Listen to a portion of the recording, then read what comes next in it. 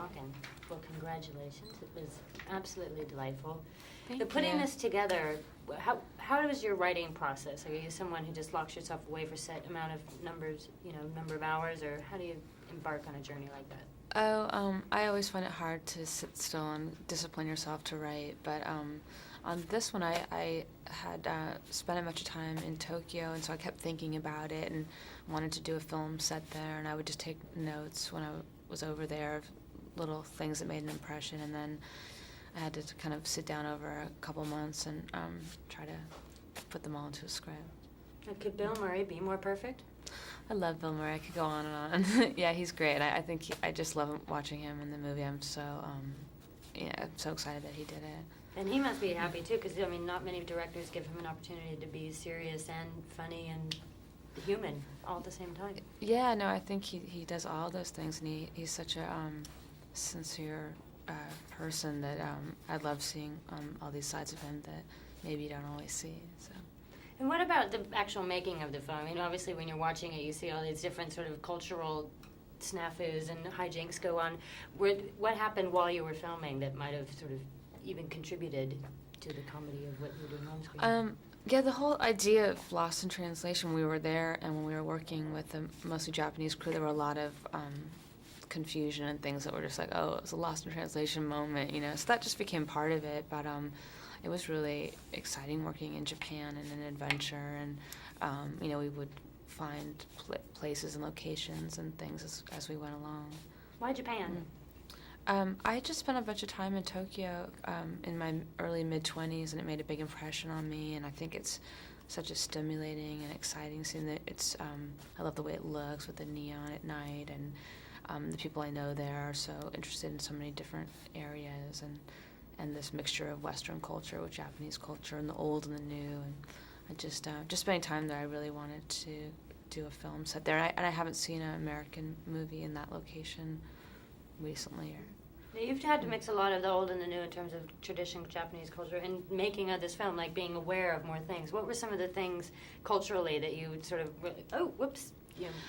there were some, misunderstandings with the crew, which is the idea of like honor is such a big part of the Japanese culture, and we ran late at one location and upset some of the crew because they thought we had dishonored our agreement, and I would never have thought of it being disrespectful. Just when you're shooting a movie, it's normal that sometimes you go late, and so there were some misunderstandings that were just us not understanding the culture, but we figured it all out and worked together.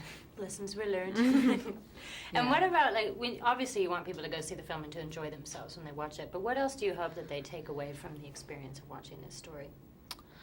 I don't know, I think when you make something, if anyone, connects to it or has an experience that they can relate to, I think that's what I always like when I see a movie, that, you feel like you're not alone in the world, that, that other people are having similar experiences, so. What about you? When you watch it, what do you see?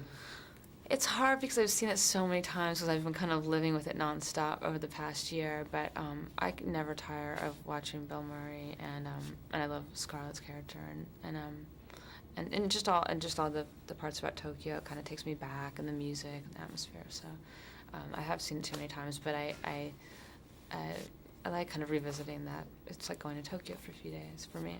Is there like a little one moment, like if there's one moment in the film that you could keep on your bedside table? Oh, favorite moment? Yeah. Oh, it's hard to say. It's hard to say. There's there's so many moments between Bill and Scarlett that I think are sweet. There's one where he carries her down a hallway, which I always like. I'm a romantic, so. And she's so little. Well, our time's up, but thank you very much. Thanks a lot. Nice to meet you. Thank you. It was like, I need more. And by the end of it, it was just amazing. He was so stoned. And that is hilarious. And it's reality, and that's what's so great about it. It's this total reality. It's so very funny. It's so funny. Oh, I thank you. Rockin'. Go Aussie. Segue into this. Lost in Translation. No, as I was saying. Geopolitical impact of Lost in Translation at this time of political turmoil. Comments? What Which brings me to Lost in Translation. Rockin' movie. Thank you. It's so great, and Bill Murray, Yahoo! How great was it to have him as your partner in crime? Well, it was great. He's very responsive. He's great to have off camera. He's great to watch on camera. He's charismatic and charming, and he was. We did some intense work, and he was a real trooper about it. And we were just sort of placed in this,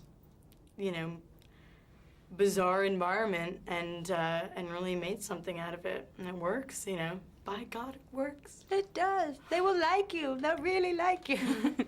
I mean, it's a wonderful role for you. And also I was thinking, like, to what extent did just being in Tokyo sort of influence the experience within an experience, kind of? Well, absolutely it did. I mean, first of all, I was staying at the Park Hyatt, which was great on one hand because I could just go in my pajamas to work every day, like 2 flights down. But, I mean, that hotel, just being in Tokyo is so...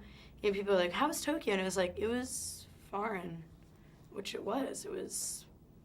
It was a very, very, very foreign experience for me. And, I was sort of plucked from New York and placed in Tokyo, and very much sort of like the character felt, far from home.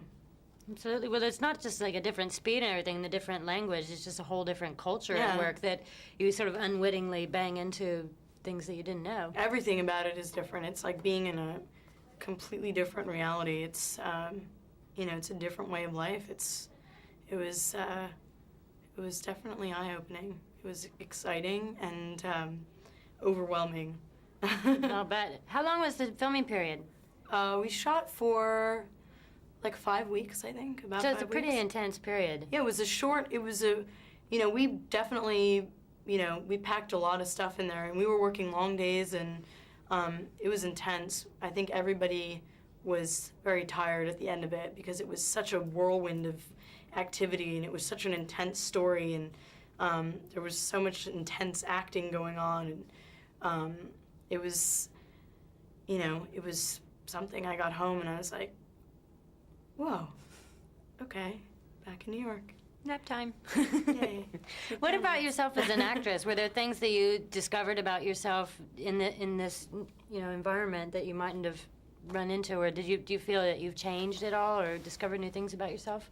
Well, I'm constantly finding out new things about myself. I guess that's part of being 18. And or alive, not even, actually. just I hope to always find out new things about myself, even when I'm past my prime. But I don't know. I mean, I think every project I work on, I always learn something about myself as an actor. And certainly dealing with, all different kinds of people, and sort of having this little movie family and then leaving them, and the whole experience of it. It changes you always, it's like, it's like painting something, you paint it and, and you've created it, and there it is forever. You can't really destroy it because you made it. And I think having that experience is something that, that it was, it is changing every time, hopefully. And it's a great painting. Thank you. Absolutely. I'm sad our time's up, but thank you very much. Yeah, it was really nice meeting you. Thank